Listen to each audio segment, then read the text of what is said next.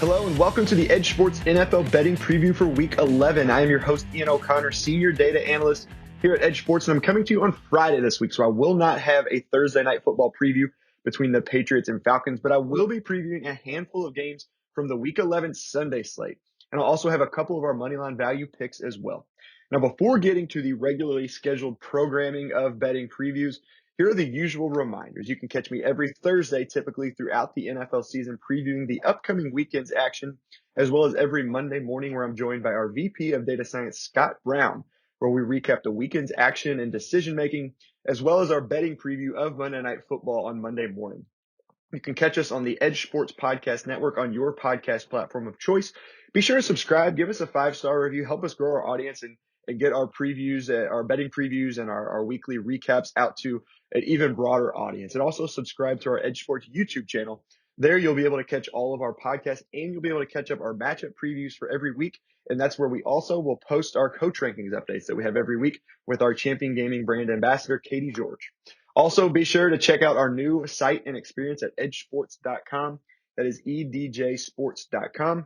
And don't forget to download the app that's available for both iOS and Android. You can get all of the pregame betting insights there for every NFL game this season, including our fair value spreads and totals. So you can compare those to the markets and maybe find some values of your own on games that I don't cover here on our podcast. You also have the ability to input and track any bets you've placed, or even any bets you've made with friends. And you can see the probability of those hitting, and those probabilities will update in real time throughout the games. So now with only 2 teams on bye this week, we're back to 13 games on Sunday. We had the one on Thursday night, and then we've got Monday night, and so a pretty much almost a full slate this Sunday. Plenty of action. We stray from the market on several games this week. And before getting into the preview, just got to apologize to the Miami Dolphins. I mean, last week our model had them, I think, as either a 3 or 5 point favorite compared to the market's 8.5.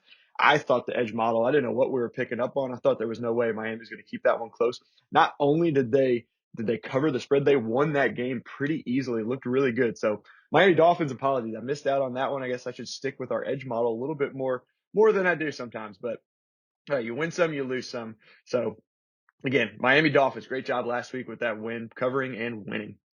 So moving on, our first game this week will be Green Bay and Minnesota. It's the first of biannual matchups between the NFC North rivals.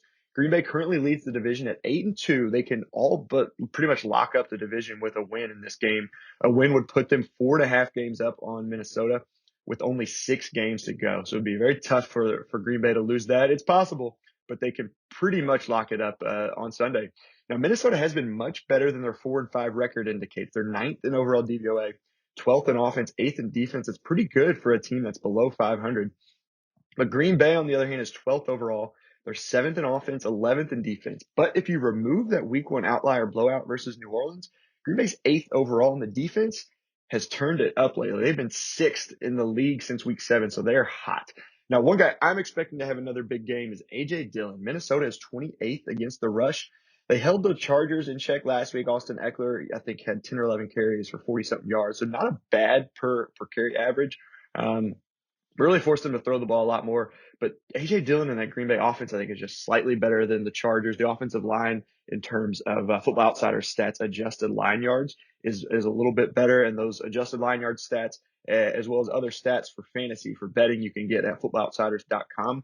They're running a special right now for only 99 cents a week for their premium subscription of FO Plus. That is for annual subscriptions. If you sign up for the year, it's only 99 cents a week. So I use that you'll hear the DVOA numbers in all my previews. Looking for value there. Fantasy wise, they've got some really good stuff that I'm on pretty much every day, every single week. So again, that's footballoutsiders.com. So now we're going to look at the market numbers here on this Green Bay Minnesota game. The market has Green Bay as a 1.5 point favorite, was up to 2.5 earlier in the week. And despite the numbers I mentioned about Green Bay being really good lately, Minnesota's still really good. We've got this as Minnesota -2.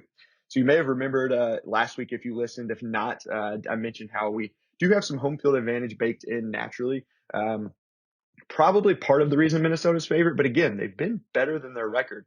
So we've got them as 2-point favorites, giving the Vikings 56.9% chance to cover that +1.5.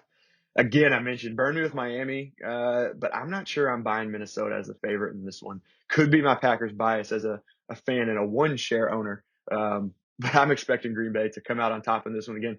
hopefully I don't get burned on this like I did last week, but just really hard for me to see the Packers even going into Minnesota. Mike Zimmer typically does pretty well. It seems his defense is against Aaron Rodgers, but just really tough for me to buy Minnesota as the favorite.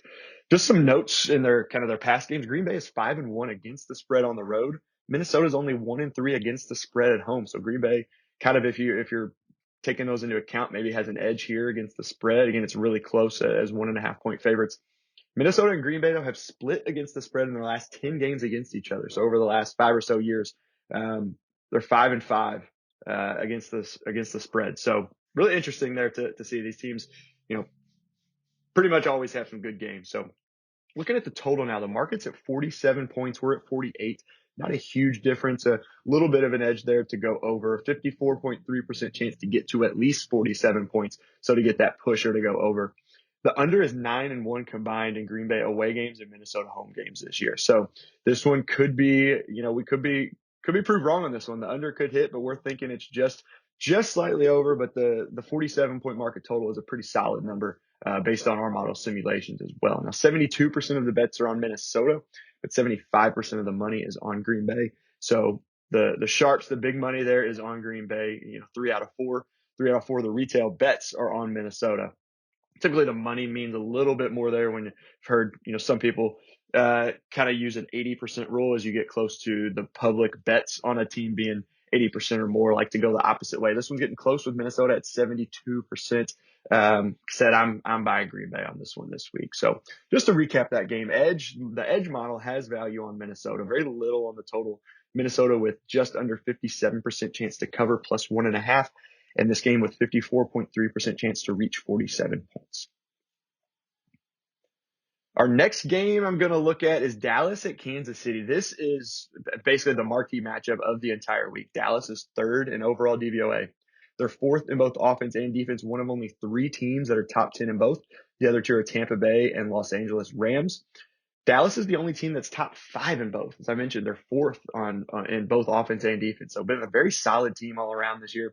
Now, Kansas City's only 14th overall, but they are up 3 spots in DVOA after that big win over Las Vegas last week. It was, I believe, their second 40-point output, so it's good to see that offense get going, and they're always fun to watch when their offense is on with Mahomes and company. But Kansas City's still 5th in offense, but 30th in defense. That defense has really been holding them back. Had a pretty good game a couple weeks ago against Green Bay. It was Jordan Love at quarterback, his first start, so really doesn't tell you much. Did pretty well against Las Vegas, again, only giving up 14 points. Las Vegas we didn't really have them as high as their record indicated overall, really on offense or defense, or on offense, since we're talking about Kansas City defense. But man, Kansas City is 30th through 10 weeks. So going to have to really turn it up. But this week it should be a very good game. We got 2 great head coaches as well. Mike McCarthy, number 1 on our head coach rankings through 10 weeks. He swapped places with Brandon Staley after Staley had a couple errors last week. McCarthy stayed aggressive after some failures the week prior against Denver. Didn't have a huge impact on win probability because Dallas was heavy favorites going into that game, got up big early. So, around 1% or less that it impacted their win probability, but still he's making the right calls. He's done it all year. And then Andy Reid, only 17th overall, but moved up 6 spots from last week. Had 2 of our top 5 best decisions of the week. And Andy Reid, we know, is a guy that's typically high in our rankings and analytically known as a pretty analytically savvy coach here lately. So it wouldn't be a surprise to see him move up as the season progresses into that top 10 again, like he was, I believe, last year and 2 years ago. I think he finished second twice or in the top 3.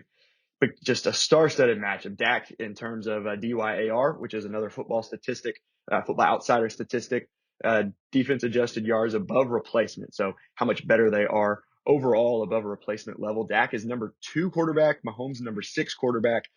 Same thing with receivers. CeeDee Lamb is number 6 among receivers. Amari Cooper is number 12. Tyreek Hill, number 5 among receivers. Kelsey for Kansas City, great tight end, number 2 among tight ends. And then the running backs, we got Zeke, number 9 in rushing among running backs, number 15 in receiving. Darrell Williams for Kansas City, number 17 rushing, and number 3 receiving running back. So a couple good running backs. Now, Clyde Edwards-Helaire is probably going to be back from what I've seen. Could be limited in his first game back from, I think it's a knee injury. But Darrell Williams has just looked like the better running back. CEH hasn't really looked or really seemed to live up to that high draft stock that into the first round there. But, could have both of those guys going But either way, Williams, if he gets the bulk, has been very good this year. Now, looking at the spread here, the market has Kansas City minus 2.5. Really not a surprise to me to see that, especially considering they're the home team and how well they played last week. I feel like they're even maybe kind of a Chiefs bias there based on how they've been the last couple of years. But we've got our edge fair value at Dallas minus 2. So we actually have the Cowboys as favorites. One of a handful of games this week I mentioned that we stray from the market favorite. Giving Dallas 58.3% chance to cover that plus 2.5. Now, Dallas is 4-0 against the spread on the road this year. Kansas City 0-5 against the spread at home. So that could be more of the same here. We could have the first loss for Dallas against the spread on the road and Kansas City's first win. Be interesting to see. That it's in favor of Dallas right now based on what they've done this season. Obviously, that's not necessarily a given, but just looking at those, pretty interesting splits there.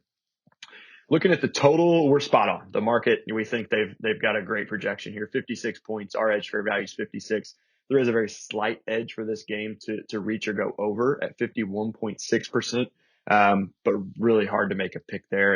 And looking at these teams on the season, they're pretty much split when it comes to their totals. The Dallas over on the season's 5-4. Kansas City is 5-5. The Dallas over on the road is 2-2. The Kansas City over at home is 2-3. So just like we have it, we're pretty much spot on the markets. It's really hard to pick either way in this situation as they have all season. They've been pretty split. So in the public, 62% of the bets are on Kansas City, but 92% of the money as of now is on Dallas. So really interesting here. It looks like the sharps and the big money bettors are kind of on the same side that we are, thinking Dallas has the edge here. Versus the market. Like a lot of times we used to see kind of a Belichick and Patriots bias, especially when it gets to the playoffs, expecting them to kind of turn it on. Maybe the same thing with Kansas City. We'll find out though. We like Dallas in this one. So to recap that one, we've got value on both Dallas value on Dallas to both cover and to win. Spot on the total, so not much there. So Dallas 58.3% chance to cover plus 2.5, 51.6% chance to reach 56 points in this game. Now on to the last game I'm going to preview here, Cincinnati at Las Vegas. So this isn't a sexy matchup by any means. These are pretty evenly matched teams, though, a really good one. Cincinnati's 25th in overall DVOA, Las Vegas 23rd in overall DVOA, Cincinnati 23rd offense against Las Vegas's 23rd defense, and then Las Vegas 21st offense against Cincinnati's 20th defense. So pretty much, again, I guess can't really say it better than just they're pretty even across the board. Both teams started 5-2. They've both lost 2 straight. Cincinnati got blown out 41-16 against Cleveland before last week's bye. Las Vegas lost 41-14 versus Kansas City last week. So both playoff hopefuls within striking distance of their division leader. Cincinnati only 1 game behind Baltimore, half a game behind Pitt, thanks to their tie with the Lions. The Lions finally didn't lose, but they didn't win. And then Las Vegas only a half game behind Kansas City. They're tied with the Chargers, but they're in 3rd place based on that head-to-head tiebreaker. Those 2 teams will meet again later this season, though. So the spread on this one, again, we've got some divergence here. Cincinnati is a 1-point favorite. This was a pick'em earlier in the week, and it has now moved to Cincinnati -1 over for the last couple of days. Our edge fair value is Las Vegas -4. So again, a home field advantage probably gives Las Vegas a few points based on how even these teams are. But we like the Raiders a little bit more at home, giving them 63.7% chance to cover that +1. So basically to win, to tie, or to win. 65.7% chance to push or cover that +1. So really good. Almost 2 out of 3 of our simulations results in Vegas losing by 1 or winning the game. Couple notes here. Cincinnati, similar to Kansas City and Dallas. Cincinnati's 3-2 against the spread on the road as they visit Las Vegas this week. Las Vegas is 2-3 against the spread at home. So not really a ton to glean from what they've done so far this year on the season when it comes to their against the spread records. Looking at the total, the market sits at 50.5. We're slightly higher at 52 points, expecting just a little bit more scoring. 56.2% chance to exceed 50.5 points. So basically, to get to 50 or to go over 50 points is at 56.2%. Like the Dallas, Kansas City, the teams are split on their totals. Cincinnati over is 4-5 this year. The Las Vegas over is 5-4. Cincinnati under 3-2 on the road. The Las Vegas under, though, only 1-4 at home. So Cincinnati's been kind of split, but Las Vegas has gone over in 4 out of their 5 home games this year. So maybe something to take from that. As I mentioned, we do have the over with a little bit better value in this one. Now, 77% of the bets and 93% of the money are on Cincinnati. So that's different, obviously, from what we think, where we've got Las Vegas as a favorite. Pretty much all the bets and all the money are on Cincinnati this week. Over 3 out of 4 of the bets and over 90% of the money on Cincinnati. Just to recap that one, we've got some good value on Las Vegas, less value on the over, but still some value. 65.7% chance for Las Vegas to push or cover +1, 56.2% chance for this game to exceed 50.5 points. So now, if you've been with us before, you know that every week we like to highlight at least one money line value pick. If this is your first time listening, this is where we have a team that we think has a greater chance to win based on our pregame win probability than what they're priced at in the market. So the market odds may have an implied win probability for a team of 35%. Our model could have them with 45%, although we don't think they're likely to win. It's close to a 50-50, but at 45%, it's still you're only paying for a 35% win probability based on the odds in the market. So you get a little bit of value there with picks like that. Now, I don't think we have any of those this week. All of our money line value picks are teams that we expect to win, but some weeks we will have that, where we've had the Lions a couple times that are, or we had the Jets against the Tennessee Titans at 45% chance to win, I think. And in the market, they were only 27 or 30. And they ended up winning. We didn't necessarily say they were going to win, but that they had some value based on what we were seeing versus the market. Now, last week didn't offer a ton of options. There was only one last week. We typically have 2, 3, 4 games that we think have some value on the money line. Last week with Las Vegas, they fell to Kansas City. That one was not even close. So they let us down on that one. But this week we're back to having a handful of picks we believe are undervalued in the market. As I mentioned, all of them are our favorites. One is basically a 50-50 game as in terms of the implied win probability. One is dependent on the QB situation. I'll get to that one. I think that's the last one I'll cover here. So to start, we talked about Dallas being a pretty heavy favorite to cover the spread at almost 2 out of 3. We've got them 53% chance to win versus a market implied 45% against Kansas City. So about an 8-point edge there on the win probability from us compared to what the market's got. So we just think Dallas is more of a well-rounded team and just is we expect them to go on the road and win this one just slightly more than they lose at 53%. Still should be a close game, very good game there. The one I just mentioned a moment ago, Las Vegas, 64% chance to win versus a market implied 51%. So this is one where both teams, if you look at their odds, are above 50% market implied win probability just based on the juice that you pay there. And that one I mentioned was a pick 'em earlier in the week, so that's very close. We do give Las Vegas the edge there, winning almost 2 out of 3 of our simulations. And then the third one here I mentioned is dependent on the quarterback. So we think Kyler Murray is pretty much 50-50 decision for Sunday, whether he's going to play against Seattle. We're accounting for McCoy at quarterback with Murray having missed 2. I know he was a game time decision last week, but it really hasn't been determined whether he's going to play. So we're starting off accounting for McCoy at quarterback. We will adjust our model. If it comes out Sunday morning, Kyler won't play. Kyler will play. We'll switch him in at quarterback, and those numbers will adjust on our site. So check in on this one. This is one you want to kind of keep a close eye on. Same with Pittsburgh and the Los Angeles Chargers. Not sure if Big Ben's going to play. I think they said they're going to game plan for Mason Rudolph, but be able to just throw Big Ben into the game plan if he is able to play. But back to this one again, Arizona with McCoy at quarterback. We give Seattle 63% chance to win versus only a market implied 47%. So it looks like the market is counting on Murray to play. We are not accounting for that right now. So if you think Kyler won't play, Seattle's a really good bet to bounce back with a win here. But again, pay attention Sunday. If it's announced Kyler is out, you can get Seattle before the line moves too much. Take it. That's easier said than done. Of course, Vegas is very good. They're very fast at getting that information and moving those lines. So that will do it. That's going to wrap up our Week 11 preview. Again, we didn't have Thursday Night Football coming to you on Friday this week. But here's a quick recap for all those keeping track at home if you missed any.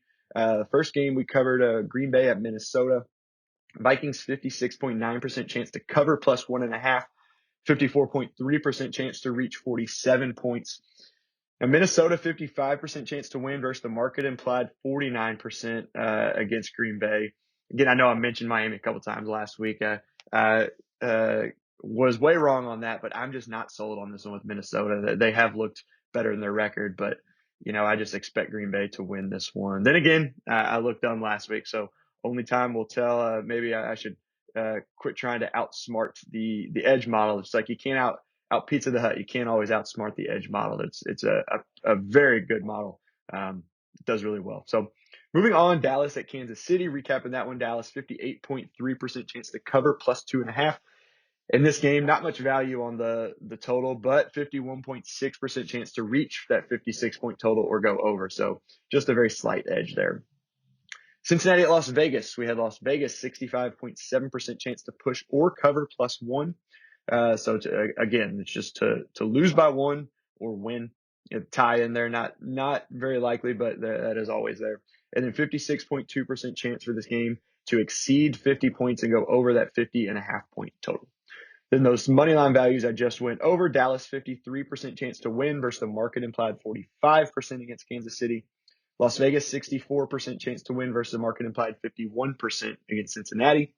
And Seattle 63% chance to win versus a market implied 47% against Arizona. Again, just want to stress that is dependent on Kyler Murray's status. We're currently accounting for Colt McCoy. So that's obviously a big piece of information there when looking at that as a money line value pick. So that's going to do it for this week's betting preview. Again, be sure to check out all of our pregame betting insights for week 11. All the games I didn't cover. We do have some slight value in some other games. These were just the main ones I wanted to pick out that I really liked this week. And so you can catch those pregame insights for this week and beyond on EdjSports.com and on the new EdjSports app. We've got that available every single week, every single game we're covering there. And then come back on Monday to hear our weekend recap and our Monday Night Football betting preview with our VP of Data Science, Scott Brown, who joins me every Monday morning. Please subscribe again to the Edge Sports Podcast Network on your preferred podcast platform. Give us a 5-star review. Help us grow our audience and get this information out to a lot more people. Help some people win some money. We're all about helping you beat the market. So subscribe to our Edge Sports YouTube channel. You can see our other matchup previews for every game. Those are also available on the website that come from YouTube. But for every game of every week, I do a matchup preview. We have I mentioned our brand ambassador, Katie George, does some of those matchup previews for us as well. So don't forget to check back on Wednesday as well for our next head coach rankings update. Hopefully I'll be able to come to you with a betting preview before Thanksgiving. We've got those three Thanksgiving games as usual on Wednesday, and then we'll have the weekend action as well. So thanks for listening and enjoy the week 11 action. If you're not back with us before the holidays, have a happy Thanksgiving.